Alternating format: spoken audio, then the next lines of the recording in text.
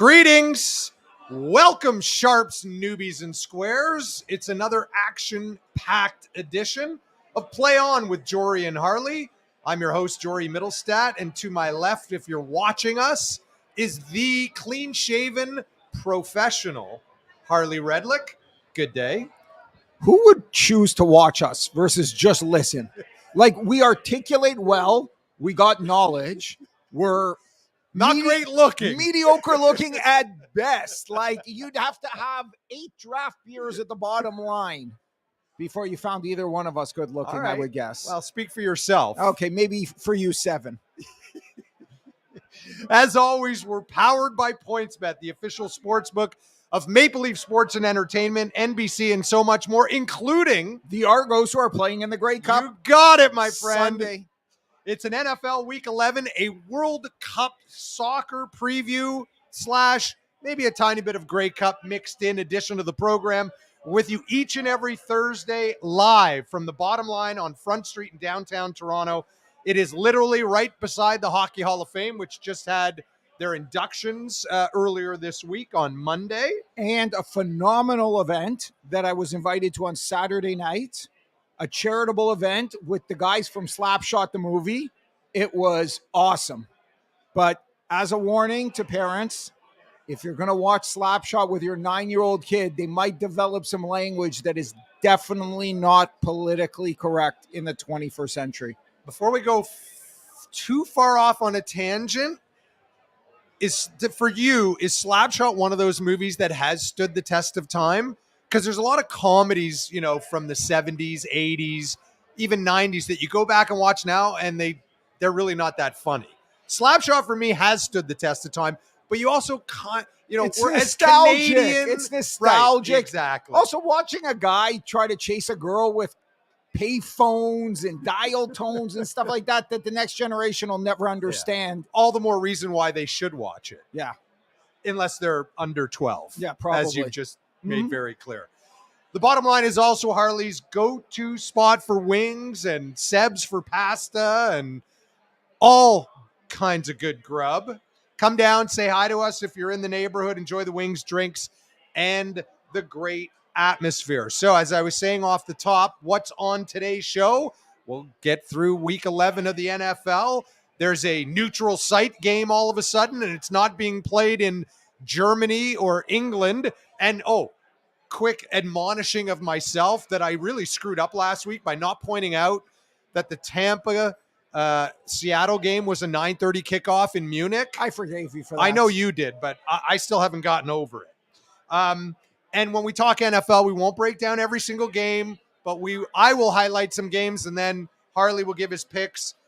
I, again, haven't decided if I'm making a pick. I had a really weird weekend betting. I didn't text you my bets, but I'll come back to it in a little bit. So it doesn't count if you want to brag. No. I'm not going to brag. Okay. I'm not going to brag. Then you can talk. Yeah. Then you can talk. Yeah, no. I'll lay it out if we have time. As I mentioned, we'll talk about the World Cup for certain. Neither of us, admittedly, are soccer experts.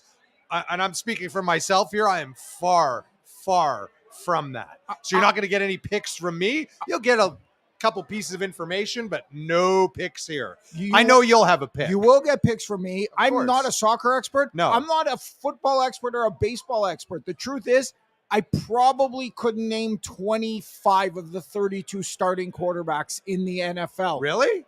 I used to be able to, because I used to be more of a fan. I could still do that easy. As I got more into professional betting, it was more line movements and math and numbers and how things work, and understanding maybe the impact of an injury and looking at an injury report and then figuring out, that's their starting quarterback. So, for example, I was looking at why the Arizona line they were such a big dog to the Niners.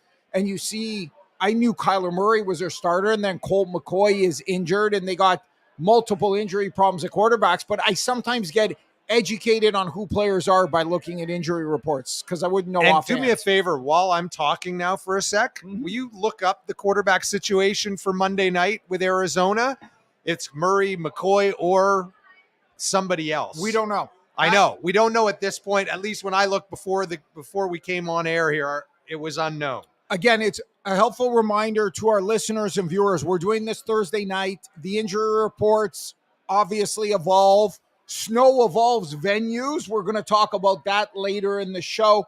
And as a result, obviously, if you're betting games on Sunday or especially Monday night, lines move, facts change, Weather. but dogs are good, even the Commanders on Monday nights. Yes, they were. Good- Corey Travers, head trader at PointsBet Canada, will be by. We're going to ask him about the Grey Cup, the World Cup, the movement of the Buffalo game. We got a lot for Corey.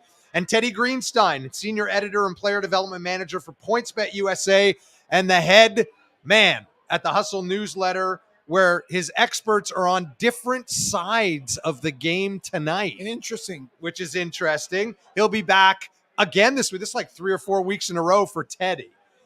We can also have a gambling story of the week, and there could be plays on college football. College hoops is now underway. College hoops is underway. I love the NHL, the NBA, any and all the above. There could be picks. How do you get in touch with us? We'd love to hear from you. Comments, questions, feedback, any and all are welcome. Reach out to us on Twitter. I am at Jorey Middle, which is Jorey. I'll spot you the middle. Harley is at Sharp Edge Picks, and you can also email us, playon@pointsbet.ca. So it's that time in the program where you tell us how you did last week and or myself, but I didn't have any picks a week ago. I know you had a pretty solid week, and you're in the positive. Why don't you recap it quickly for us before we talk to Teddy? Yeah, another winning week. I entered the week up 0.16 units. Lost a quarter of a unit on my same game parlay. Mariota threw a couple touchdown passes. And let me jump in there. Please. We force you to make a same game parlay on Thursday night. If you had your druthers, you probably would not. And that's mostly why you're doing like 0.25 units. But because we're on Thursday in front of the Thursday nighter, I make you make a same game parlay. Yeah, I'll live with that. And you've played along so far, so kudos. I won a unit on Arkansas. They covered. They lost by 3 to LSU. I got them plus 3.5 in the letdown game. Again, the value of the 3 cannot That was a low scoring. That was a low scoring game, but the value of the 3 cannot be stated and emphasized enough. The value of the hook, the 3.5. The 3.5. Yeah. I lost 1.07 units. The Saints were not very good versus No. Pittsburgh. They look awful. I won 1.05 units as Saturday, as in Jeff Saturday. Yes, you did. Your nephew, as in your nephew. And the Colts upset Vegas in Vegas. That Vegas franchise looks like they're on the verge of being a train wreck. They're talking about getting rid of Carr. The coach, they don't know what to do. Mark Davis, the owner, said that Josh McDaniels doing a fantastic job, and that's a direct quote. Awesome. At 2-7. Awesome. So he's crazier than the old man was, but he doesn't know how to win, baby. I won. Yeah, you took them on the money line as like a 4 or 5 point dog. Yeah, they were over 2-1. I won 0.73 units for the week. I'm now up 0.89 units. Ooh, almost a full unit. Again, if you're a $10 better, that's $8.90. So a Big Mac combo. You think you're a little shy for that You Big think? Mac combo. Why? What is a Big Mac combo? Over $8.90 inflation? Oh, yeah. It's well over that now. I think you're talking like $12-13. No but way. Again, we're getting into the weeds here. You remind people to gamble Well, yes, responsibly, and I'm going to Google a Big Mac combo. Sorry, let me catch my breath. Harley goes on he goes places. I don't know where your mind goes, but it goes in strange places. So, as Harley was explaining how to unit bet and to manage your money, we want to remind you for the first time today that PointsBet wants you to enjoy your gambling experience. But if you or someone you know has a gambling problem and wants help, please call the Connex Ontario helpline at 1-866-531-2600. That's 1-866-531-2600, or message PointsBet's amazing customer support, and they will help you personally.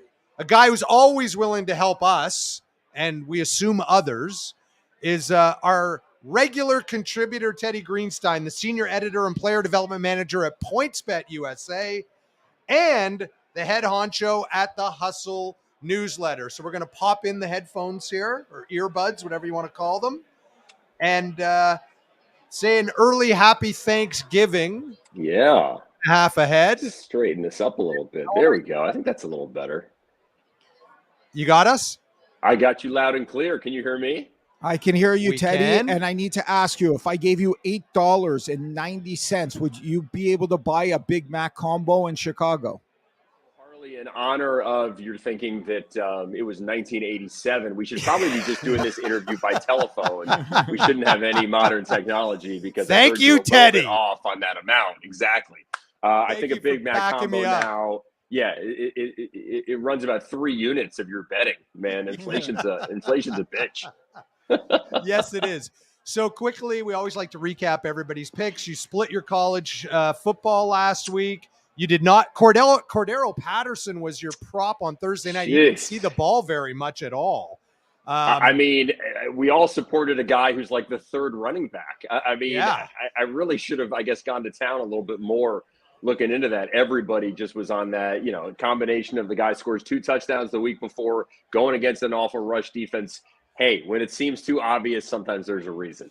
But in your defense, the week before when he scored the 2 touchdowns, he didn't have a heavy carry load, but that was his first week back after missing 4 or 5 weeks of injury. And so the expectation was that he would get the bulk of the carries last week. Yeah. It just didn't turn out that way. So I'm trying to help your handicapping and not make you feel as bad, Teddy.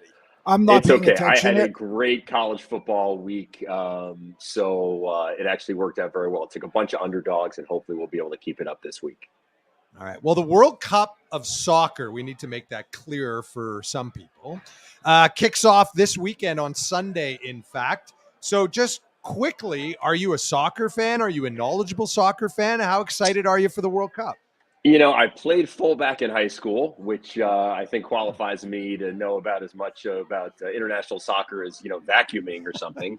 But I love it. I will go to one MLS game a year. I'll go see the Fire play and sit there at Soldier Field and say, this is the worst. It's like AA baseball. There are 12,000 people in a giant arena. But I've been to River versus Boca. I've been to a soccer match in Portugal. I've seen Benfica. And I will be watching a ton of World Cup because it's a total spectacle. These are the best in the world. We're doing a special Hustle preview issue for tomorrow. I'll know a lot more this time tomorrow than I do now. But I'm unbelievably enthusiastic about the World Cup, and we'll certainly take any guidance you guys have. Oh, so I was going to ask you, do you have any insights to offer or any value plays, or you haven't finished your studying just yet? Yeah, I have not finished my studying just yet. Was starting to earlier. And look, we have a couple experts now who we've enlisted at PointsBet. Yeah, Ian Joy is one of them, and he's all over Brazil. Certainly also talked about France. England is, massively skilled, but then there are questions about why with a country of such great talent, they never get it done and haven't been able to win a World Cup in 5+ decades. So I can't offer any brilliant picks right now. Although, wait, are we thinking that first game is going to be 1-0 as a result because of like the little bribery scandal that's popping up with Qatar, or has that been snuffed out? Do you guys know about this one? No, I haven't. Oh, what? There was a bribery scandal in the awarding of the World Cup to Qatar? Come on. Breaking Are you news. fucking kiking me? Yeah, no, I think rumor that Qatar was bribing all the opposing players for a 1-0 result in that first game. So I guess the odds of that perfect score 1-0 dipped from something to plus 700. So that's going to be something to keep an eye on. I will say that I was reading about there's a couple companies, and I don't want to say one of them wrong. I want to say maybe Sport Radar, right, who monitors betting action for collectively for most of the sports books worldwide. And what they have put in place to monitor this World Cup is insane to try and uncover anything unsavory that might happen, even though there's not really that much expectation. Although, to your point, maybe games involving the host country might require a closer look. Referees are by far the easiest to get to, especially in an international competition where some of the best referees in the world work in places where $10,000 a year is a lot of money. And when you look at the billions that were spent on this World Cup, I mean, $20,000-$30,000 doesn't seem like a lot. It's not so much, I don't think, from a betting scandal perspective as much as it is just match fixing to make Qatar not look embarrassed at home in the World Cup. So, all right. Did you have something else for Teddy before I ask him about tonight's Thursday nighter? Yeah, of course. Teddy is a college football expert, and I wanted to ask him his thoughts on Minnesota, Iowa, where the over-under is 32.5, and you have to lay extra vig on the under. So before you answer, Teddy, can I guess that's weather related? No, that's bad offense that's related. The Iowa Hawkeyes related. Right, okay. Iowa's got, bar none, the best defense, arguably, and the worst offense you could ever imagine, and a coach that's been around forever that loves it's Kirk Ferentz, right? Yeah. 3 yards in dirt.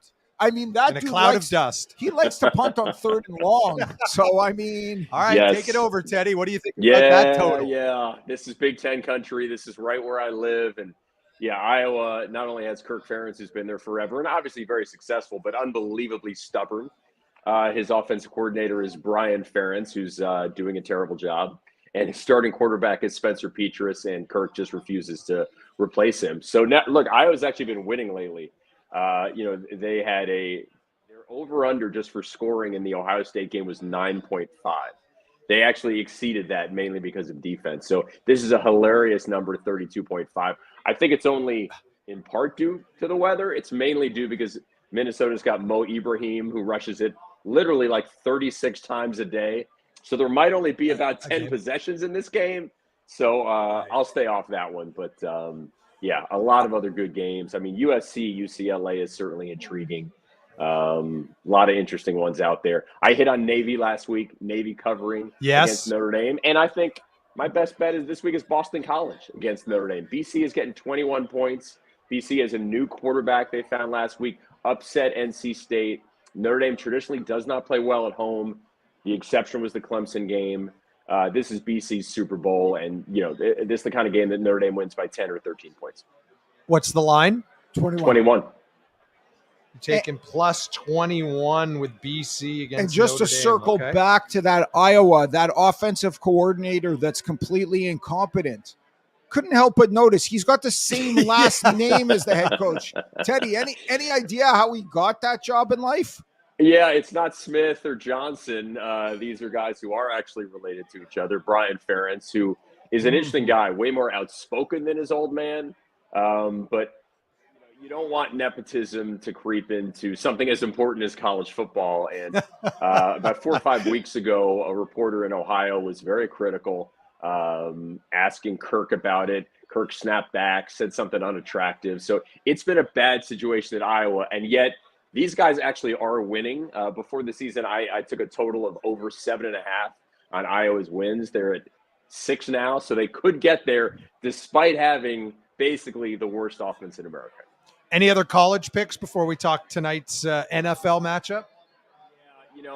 I like Navy again. Navy is getting 16 points against UCF.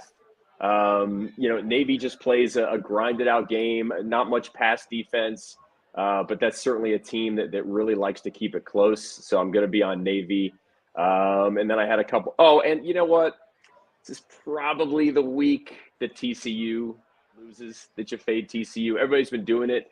But going up against Baylor getting 2.5. It's going to be just so hard for TCU to do this 9 weeks in a row. So I'll be on Baylor there. And then I keep winning with Auburn. Auburn was the final leg of my 4-leg parlay last week. Barely beat Texas A&M. But they are getting a renaissance here with Cadillac Williams at the helm, and they're playing Western Kentucky this week, and the line is single digits. So Auburn's been a good money winner lately. Auburn minus, I think it's 7.5, 8.5 against Western Kentucky. So come on, Teddy. Take a look there. Boo! I don't like hearing experts advocating big-name SEC teams playing against no-name schools. Against the Hilltoppers. Laying extra chalk, extra points. That's a fish bag. Great point, but look at it this way. You're better than that. It's late in the season, so you'd normally think, the SEC is going to fall asleep against a team like Western Kentucky. But this is like the second season for Auburn, so this is like really their second or third game. they're rejuvenated under an interim coach. So if you have to justify it that way, sometimes favorites do win, and it's not that big a number. Okay. So let's look at tonight's game. And for me, because I look at all the lines each week, as you know, I pick some games to highlight once you leave us, Teddy, and we get to Harley's picks on the NFL. There are two teams this year that the bookies have no faith in. Yep. One of them is the New York Giants. True. Just look at the lines. And Three. the other are the Tennessee Titans. True. They're 6-3. They're at Yep. the 4-6 Packers tonight. And the Packers are a 3.5-point favorite. Just because they got a little lucky and won an OT last week. So anyway, thoughts on tonight's game? Preaching to the choir. I thought the line would be 2.5. At 2.5, I'd probably take Tennessee. At 3, Tennessee looks solid. At 3.5, it's a no-brainer. You've just laid it out. I mean, the Packers should have lost to the Cowboys last week. Certainly discovered something. Good for them. Makes it a more interesting Thursday night game. Christian Watson, 3 touchdowns. But Tennessee's a tough team that keeps every game close. It certainly could have beat the Chiefs in Kansas City. That has Derrick Henry going up against a rush defense that yields 4.7 yards per carry. What's not to like? Ryan Tannehill's a week past whatever ankle issue he had. It's a good defense. Mike Vrabel's an amazing coach. Easy pick. All right. And any props or anything else you want to add for tonight? Or seeing as you gave us 4 college picks and an NFL pick, you're done? I don't mind. I'll keep spraying here. The one I put in the hustle today is A.J. Dillon under 30. Yeah, I saw that.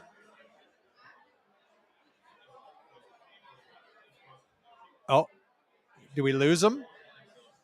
We know. Looks like we lost. Oh, there you go. Sorry, Teddy. We lost you for a sec. Keep talking. I saw that. I'll finish up real quick. So A.J. Dillon under 35.5 rushing yards. He really is kind of fallen out of favor in that offense. Yeah.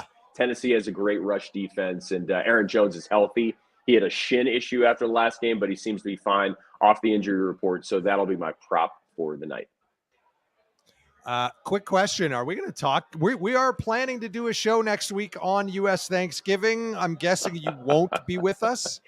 I mean, if you're cool with having like my Aunt Selma and my kids, kind of jump on my lap, they might join me. I mean, we can talk about it, but I'll probably be so bloated and like asleep by this time next Thursday. It wouldn't be a good performance.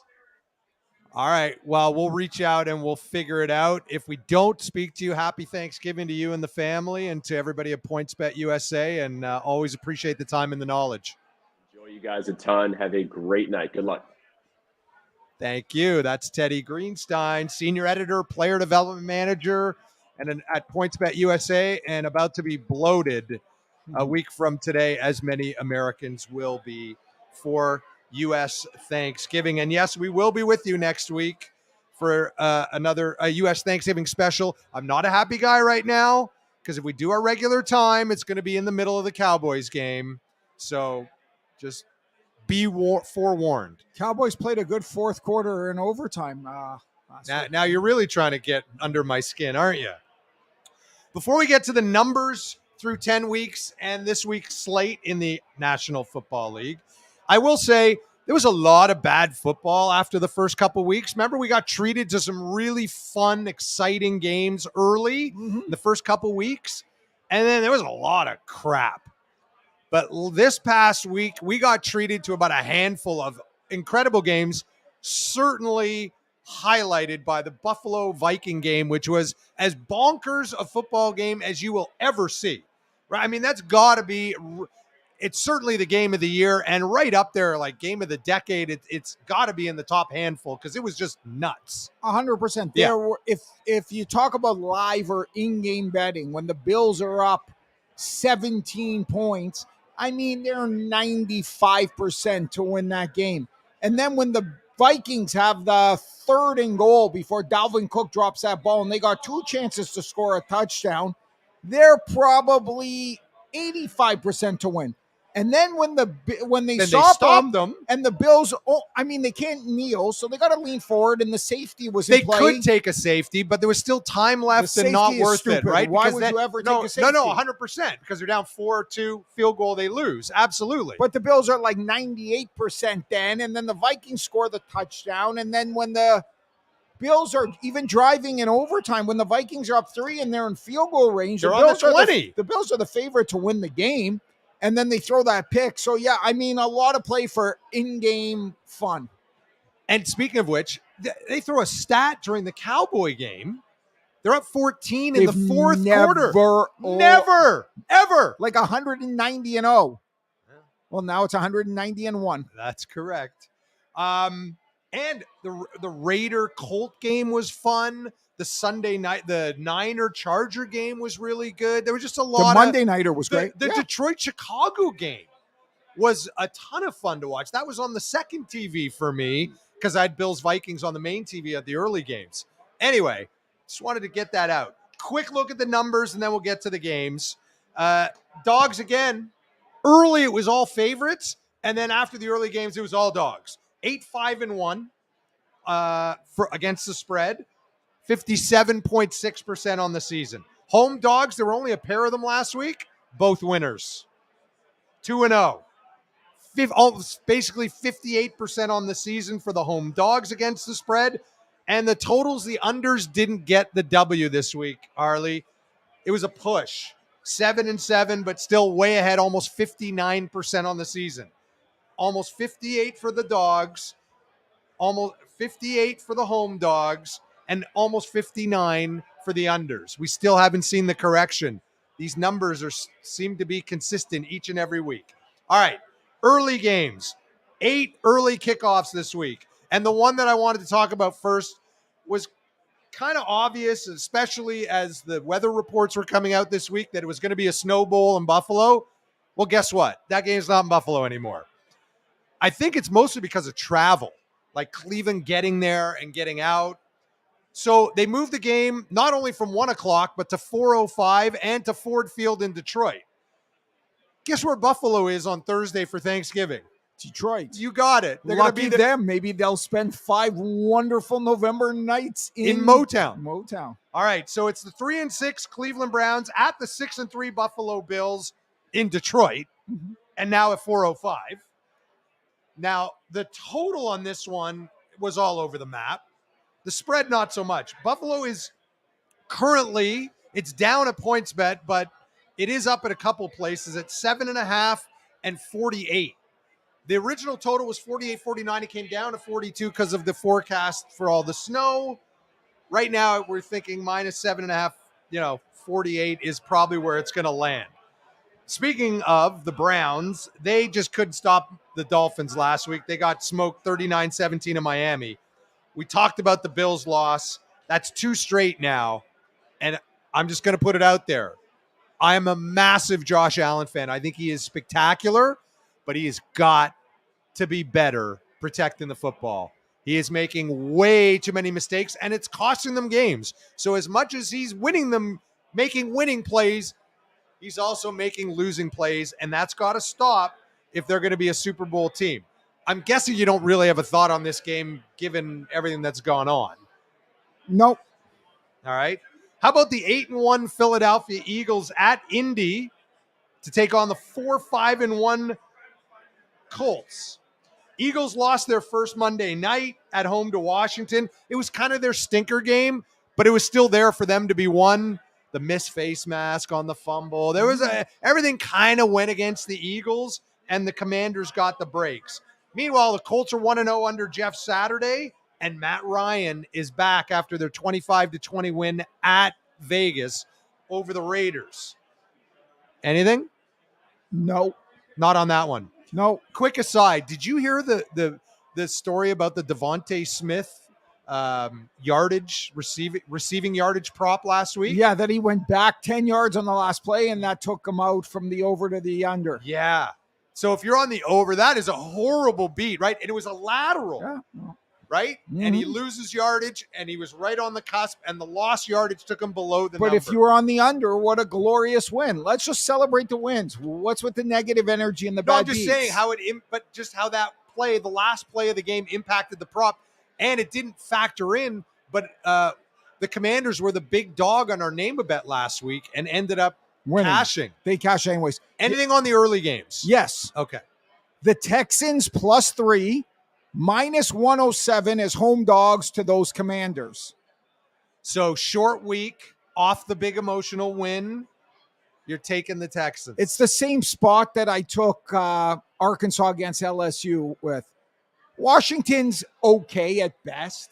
Are they better than the Texans? They have won Yes. 4 of 5. They're Okay. playing better. Okay. With Heineke especially. Okay, and Heineke's the starter again, and Heineke just won his Super Bowl and celebrated that roughing the passer. He's the man, and they're a little excited. And then going on the road now on a short week to play a weak Texans team, that's a tough spot, and you gotta. And the 3 you get, even if Washington wins by 3, it's a push. So I like the Texans. It's a good spot for them. All right. Anything else on the early games? No. Okay, so let me just write down Texans +3. All right, let's go to the late kickoffs. You knew, well, it was the feature game at 425, America's game of the week. My 6-3 Dallas Cowboys at Minnesota to take on the 8-1. Now, second in the NFC. They're still behind Philly because they did play head-to-head. They That's lost their the only tiebreaker. loss. Correct. 425 kick. The boys found a way to lose an OT at Green Bay, blowing a 14-point fourth quarter lead, first time in team history, as we discussed. The Vikes found a way to win somehow in that wild one, 33-30 in OT at Buffalo, their 7th straight. The Cowboys are the 1.5-point favorite on the road, and the total's 47.5. Do you have an opinion on this one? I'm thinking you do. I got a bet on the Vikings. Of course plus you do. 110 to beat the Cowboys. I'm going to risk 1 unit to win 1.1 units.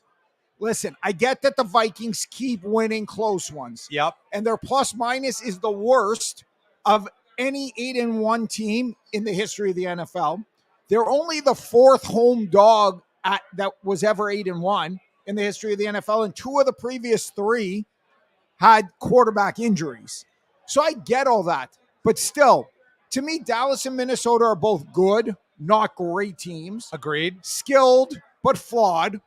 I'm getting the team in the Vikings that keeps finding ways to win and is at home, and I'm getting better than even money. That to me is a formula for value. Seems like a sensible play. I won't make it an official play, but I'll be betting the Cowboys on Sunday. Oh. I'm just waiting for the line to move. Another 425 kickoff is an AFC North battle. It's the 5-4 Cincinnati Bengals at Pittsburgh to take on the 3-6 Steelers. Bengals off the bye and their blowout win over the Panthers a couple weeks ago, but remember, still no Jamar Chase. Steelers got a much needed home win over the Saints. They were the better team.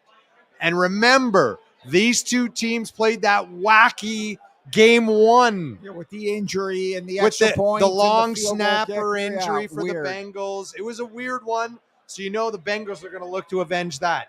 Any thoughts on that one?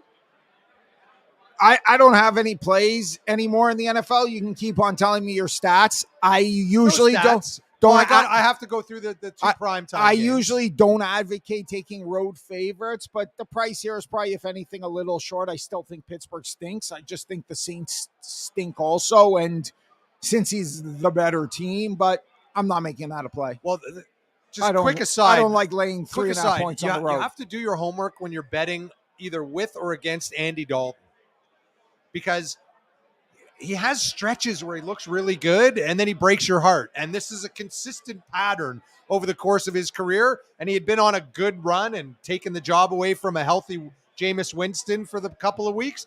And his magic potion, whatever, wore off. The 2 prime timers, pretty good. 7-2 Kansas City Chiefs at the 5-4 Chargers. That's your Sunday nighter, another divisional game in the AFC West. Chiefs started fast, did very little on offense in the second half, but won 27-17 at home over the Jags. Chargers were shut out in the second half Sunday night, losing 22-16 at the Niners. So the Chargers are on back-to-back Sunday nighters because they got flexed into this one. Okay. Right? It wasn't supposed to be the So Sunday now we're nighter. starting the flex games on Sunday nights. Correct. The Monday nighter will take place in Mexico City. I'm getting the international games right this week. It's the 5-4 San Francisco 49ers at, technically. Cardinals are the home team. The 4-6 Arizona Cardinals, another divisional game, NFC West. The Niner D was big, as we just talked about, didn't allow a point in beating the Chargers Sunday night, 22-16. They were in San Fran. Cards got a big W beating the champs, as in the Rams, 27-17 with Colt McCoy at the helm. As we talked about at the beginning of the show, we don't know if it's Kyler Murray, if it's Colt McCoy, because he got hurt in that game. Both of them are injured. Both of them are questionable. It's to be determined. And so the spread makes sense. The Niners are an 8-point favorite. Totals 43.5. You have nothing on the two prime timers? Nothing on the two prime timers. I figured you might be looking at the cards depending on who the quarterback is. I like, if anything, the Chargers more as a home dog, plus 210 on the money line. I mean, to win the game a third of the time at home, they're a pretty good team. They got a pretty good quarterback. Maybe worth a shot. All right, it's time now to welcome in. Oh, I would look to my right, but he's not here. He's on the phone this week. I'm sure because of all the World Cup activity going on at PointsBet, and I'm referring, of course, to our regular weekly guest. Now would be Corey Travers, the head trader at PointsBet Canada, who does join us remotely today. Are you there, Corey? Yeah, how's it going, Jorey? It's going very well. Normally we start with name a bet. I'm going to leave that to second today because I'm reading in like crazy offerings from PointsBet when it comes to the World Cup.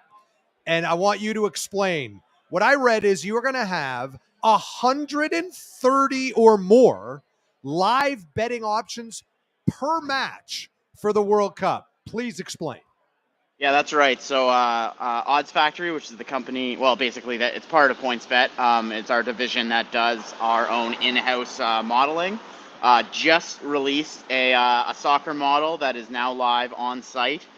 This was obviously in preparation for the World Cup. It was always slated to be released right around now. But yeah, we've got the same type of stuff that we have in NFL and MLB and the NBA for that matter, where we have just a ton of live betting options, industry leading.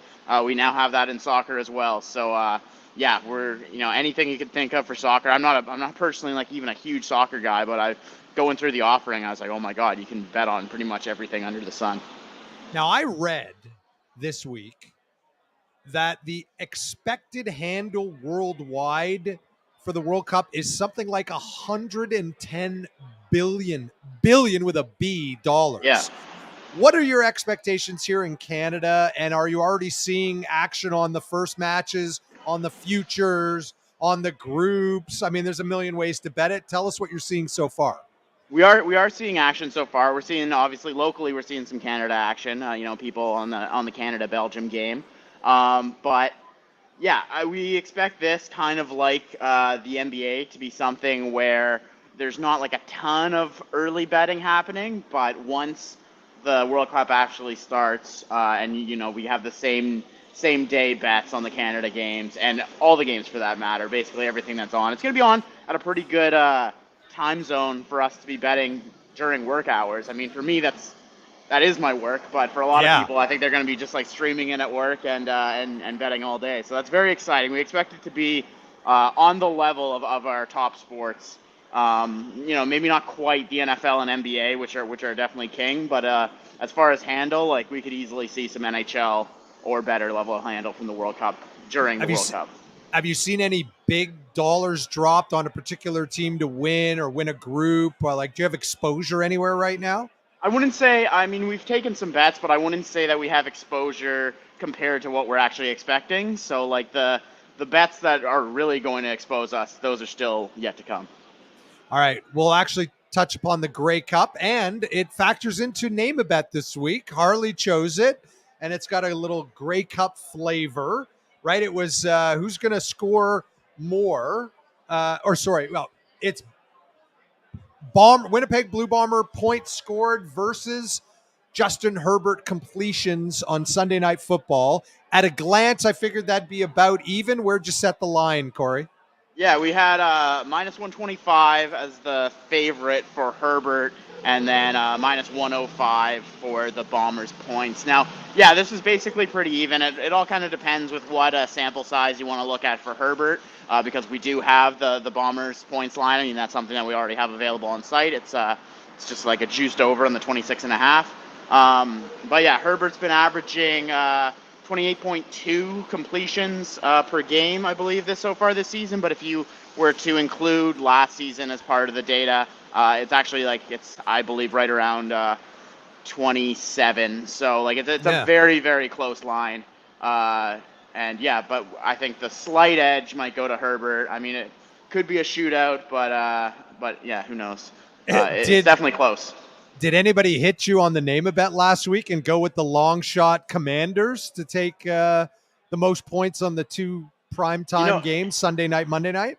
Nothing stood out in the reports. I'm gonna have to look to see if anyone. Okay. We didn't have I wasn't going through and oh my God, someone dropped a fortune on the Commanders. So I don't think there was a lot of belief on the Commanders. But yeah, no, that was a surprise to all of us. All right, the Grey Cup goes Sunday in Regina. It's going to be cold. Big surprise. Shocker.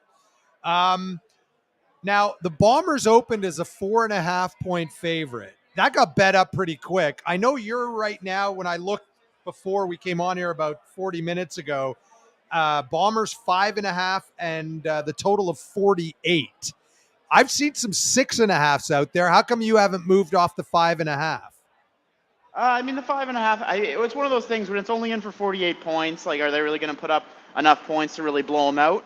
At the same time, it started at 4.5. I did think the 4.5 line, just gut reaction, was not enough because they were, I believe, 4-point favorites to the BC Lions. And I think with Nathan Rourke in the lineup, the BC Lions are probably a better team on paper than the Argonauts. But then again, that game was in Winnipeg. This is a neutral venue, but it feels kind of like it's going to be a Winnipeg Blue Bomber favoring venue. So, yeah. And what kind of handle are you expecting from the Grey Cup on Sunday, especially going against, the Cowboys and Vikings, Bengals, Steelers, and now Bills too? If it was a standalone game, if it was like a bowl game that's happening kind of in the Christmas season or something like that, maybe we'd see something. I don't even want to say close to an NFL game, but something that kind of resembles an NFL game. I don't think it's going to be anywhere near our lowest handle NFL game in terms of handle, but you know what? Canadians might surprise me. You never know. And we want you to take a close look at that after the fact and tell us what the handle was as it compared to NFL, NBA, NHL, anything else going on Sunday. And before we let you go, we always have to ask you about tonight. I want to, Corey, go ahead. I just want clarification for PointsBet bettors because every sportsbook treats this differently. If I were to have bet the Bills-Browns game yesterday, for example, and today they announce a venue change, is my bet still active or is it just a refund and a no bet? How are you guys treating it? Our house rules are to void games where the venue changes. So I believe anyone who will have already placed a bet on that game should have already had their bet voided by now. Amazing. I personally think that's the better of the options of letting it ride or rolling over because it starts getting confusing when a venue changes and lines and odds change. I agree. That's a good policy. That's the right thing to do, is to void it, refund the money, start over with a new fresh line. Yeah. If you had been smart and bet the under really early on a line that eventually, I believe the line moves 6 points, and then all of a sudden it moves back to the vicinity of its original line, you'd kind of be feeling like you got screwed over a little bit. All right, and before you go, I have to ask you about tonight. What do we need to know? Are you one-sided? Are you seeing a lot of Titan money or Packer money or on the total? What are you seeing for tonight's Thursday nighter? I'd say we're relatively as even split as we would have expected for this game. I mean, there's a little bit more Packer. I feel like the Packers just have the fan base. Like, they're going to have a little bit more bets than the Titans whenever they play, regardless of the situation of their teams. But yeah, I mean, we are a little bit more exposed on the Packers, but it's not to the extent that you would see in a typical season. The Packers are up to a short 3.5 on PointsBet. Not surprisingly, this keeps moving back and forth. At 3.5, guys will jump on the Titans and goes down to 3. Maybe they'll take the Packers. All right, Corey. I know you're busy working on World Cup, Grey Cup, and a whole lot more that you couldn't be with us live, but we appreciate you popping in. We'll look forward to talking to you next week, bud. Yeah, always a great time, guys. See you later. Thanks. Take care, bud. Corey Travers, the head trader at PointsBet Canada. Too busy to make an appearance to my right, but kind enough to take the time to join us via, I don't even know what, streaming link. Streamers is the link in which we get Teddy and Corey. All right, let's quickly talk about the World Cup. We established before the show, neither of us are footy experts, far from it. I know, though, that you've looked at numbers. I'll just give the quick rundown. As you said, there are 9 teams that actually 18-1 or less to win it. The top picks are Brazil, as per usual. They're almost always the favorite. They're plus 350 or 3.5 to 1. Argentina is the second choice.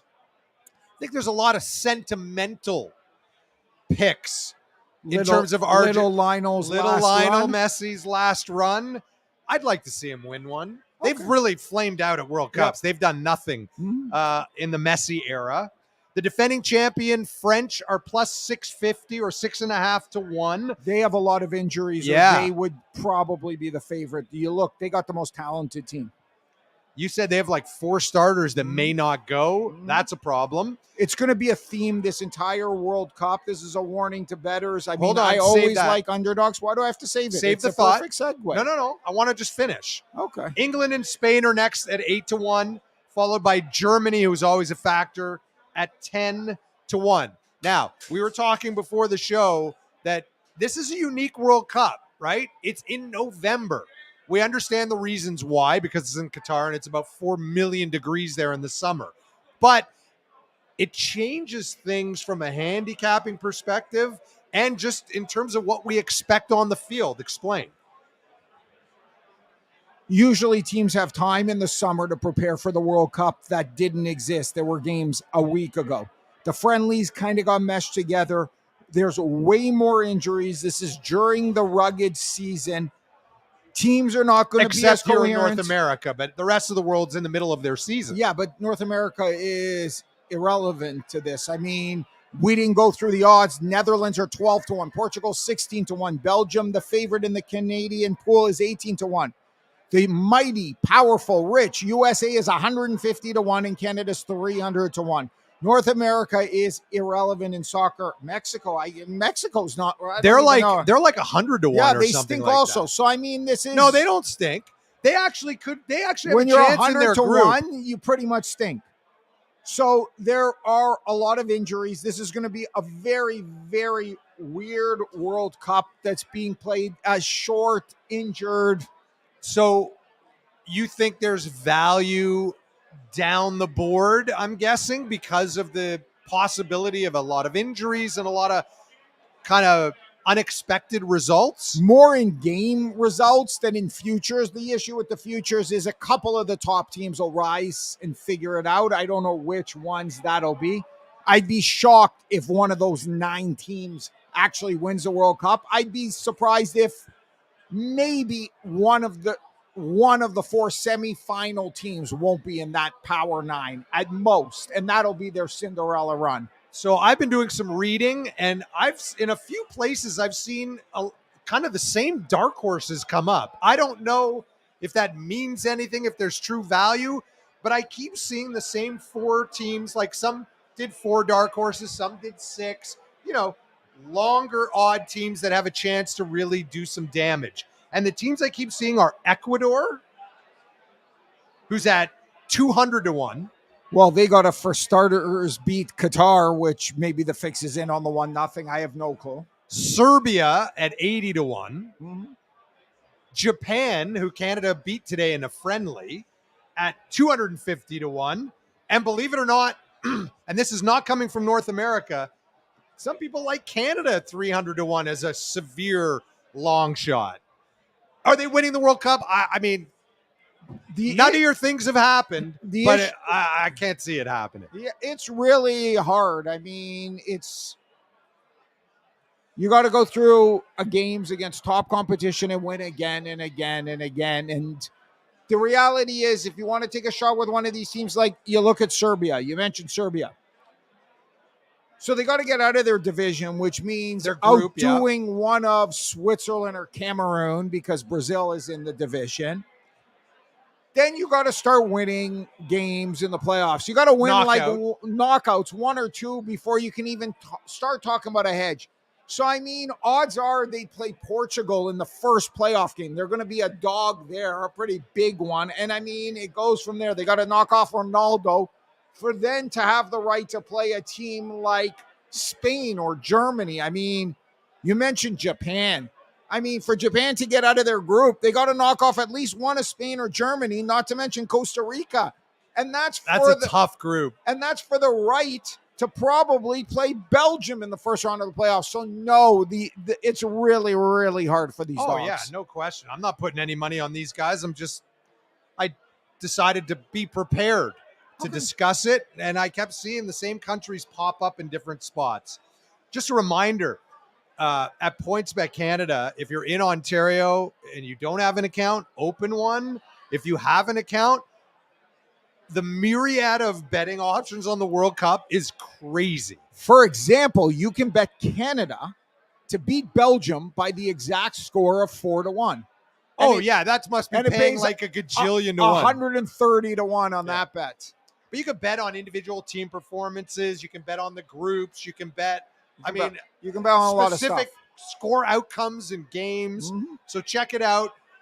I'm the kind of guy, right? I'm a big event soccer fan, right? I'll watch the World Cup, a little Euro, those kinds of things. And I enjoy it, actually. And I'm looking forward to watching certainly Canada. And my only hope, I want them to do well, but they better score a fucking goal. Yes, that's kind of the right. Yeah. Because if you don't know, yes, they didn't. In 1986 in Mexico, they couldn't even score. Yes, that would be 3 games. If they haven't scored in the first 2 games, I'd put all 11 guys on offense and lose 8-1 and 100%. Come home with the goal. 100%. I do have a bet in the World Cup. Oh, let's hear it. Thank goodness. It's in an opening game.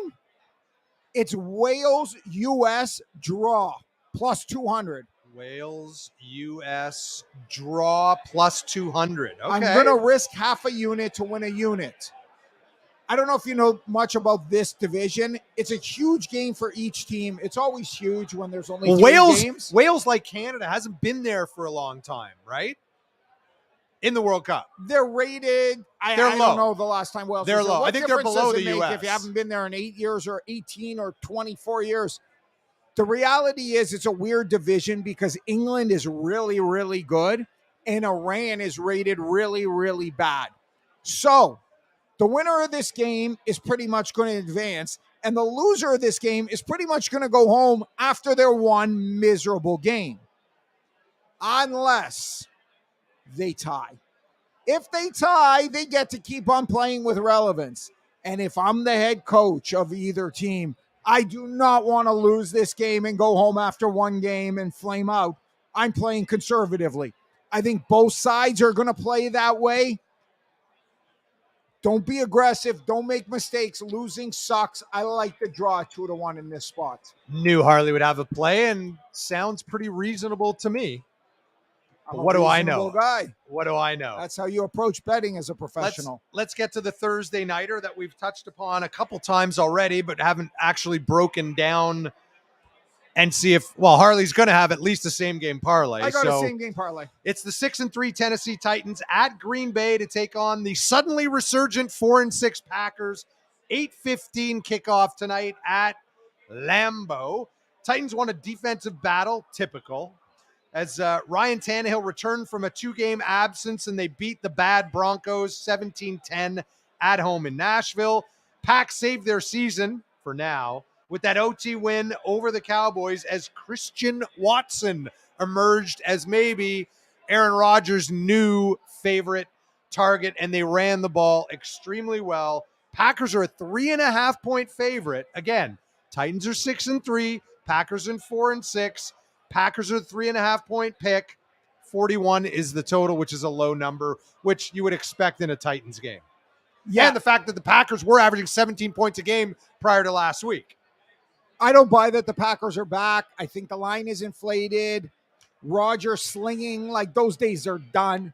After being a home dog to the Cowboys, this is overdone. I'm trusting the gritty Titans and their D. I think Rodgers is pretty much cooked. My same game parlay is the Titans to win this game outright. So Titans on the money line. With Rodgers going under 21.5 completions and under 1.5 passing touchdowns. It pays 5.5 to 1, so I'm going to risk 0.2 units to win 1.1 units. I just feel like Henry and the Titans what does it control the pay? ball. I was in the writing game. it all down. What does it pay? 5.5 to 1, 0.2 units pays 1.1 units. 0.2 units. All right. You are going with the Titans and that Rodgers is not going to have a good night. Mm-hmm. And notice, people, a plus 550, 5.5 to 1 same game parlay, and all you're risking It's is 0.2. 0.2 units, which is an excellent time to remind everybody. That PointsBet. Want you to enjoy your gambling experience, but if you or someone you know has a gambling problem and wants help, please call the Connex Ontario helpline at 1-866-531-2600 or message PointsBet's amazing customer support, and they will help you personally. They promise. Let's get our quick pick recap. Not a lot on the NFL, but you still made a bunch of picks. Do you have anything to add? NHL, NBA, college football? No, just quickly. The NBA on Thursdays. Remember they used to have these awesome TNT games? They pretty much conceded to the NFL. There's a couple 10 p.m. games this week.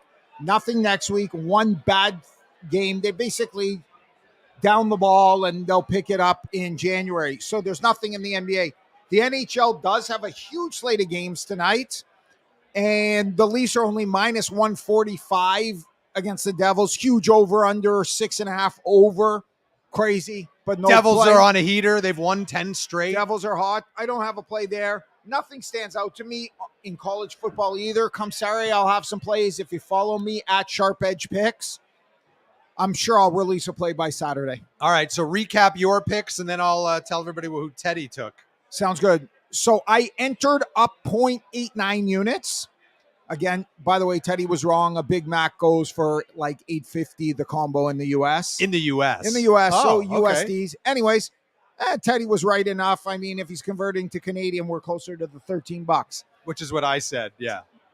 If you were half as good in betting sports as you were knowing the price of Big Macs, you'd be in good shape. And I don't even eat Big Macs, but that's another story for another day. Tonight, I'm taking a same-game parlay. I got the Titans to win, Rodgers to not throw 2 or more touchdowns and under 21.5 completions, 5.5 to 1, risking 0.2 units to win 1.1 units.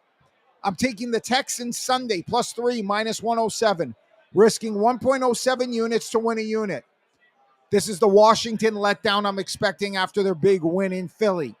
I also am on the Minnesota Vikings +110 to beat the overrated, mediocre Dallas Cowboys. The middle So you stats took them will on the be money crying. line. I You got took them on the money line. line, risking 1 unit to win 1.1 units. They're an 8-1 home team plus money, and I'm on it. Finally, in World Cup action on Monday, I'm taking the draw on U.S. Wales, risking a half unit to win a unit. I'm getting 2 to 1 on my money. I'm expecting a conservative start. If either team loses this game, and God help the U.S. if they lose this game because their World Cup is pretty much done. So Teddy gave like 4 college football plays. Boston College +21, Navy +16, Baylor +2.5, and Auburn -7.5. And he liked the Titans as well tonight, but I don't think that was an official play, but he did like the Titans. I have no official plays this week. I may be back next week, though, with a big one. maybe.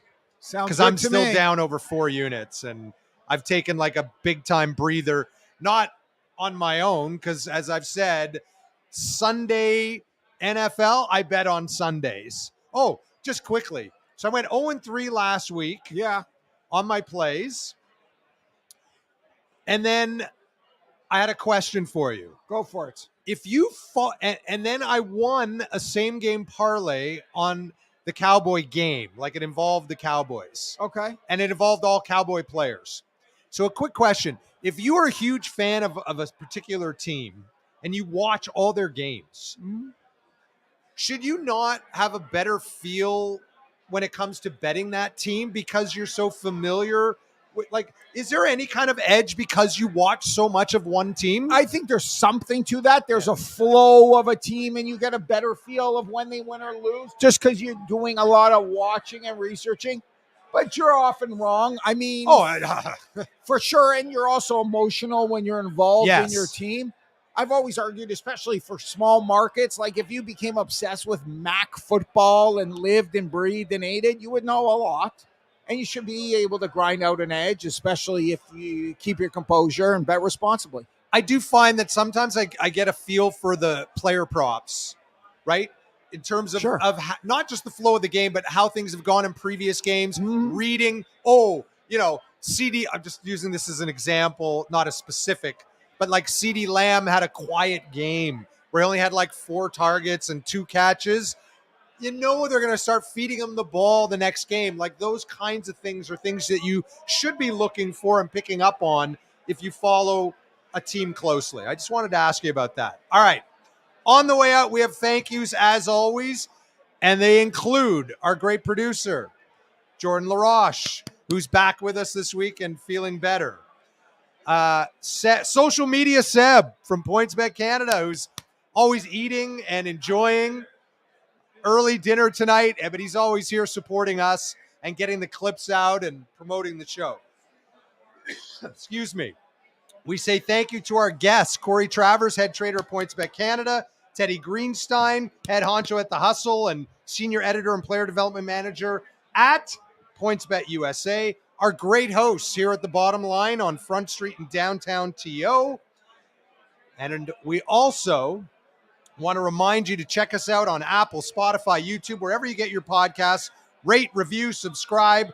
Reach out to either one of us on Twitter, at Jorey Middle, at Sharp Edge Picks. Email us, playon@pointsbet.ca, and certainly follow us on Twitter and PointsBet Canada. Seb's putting out all that great content. And if you don't have an account, you're in Ontario, download the app and open your PointsBet Canada account. And so, for Harley, I'm Jorey. May all your picks be winners, especially ours, but more importantly, yours. We'll talk to you next week on U.S. Thanksgiving for another edition of Play On with Jorey and Harley, powered by PointsBet. Have a good week. Enjoy, folks. Enjoy the games, Jorey. Thanks.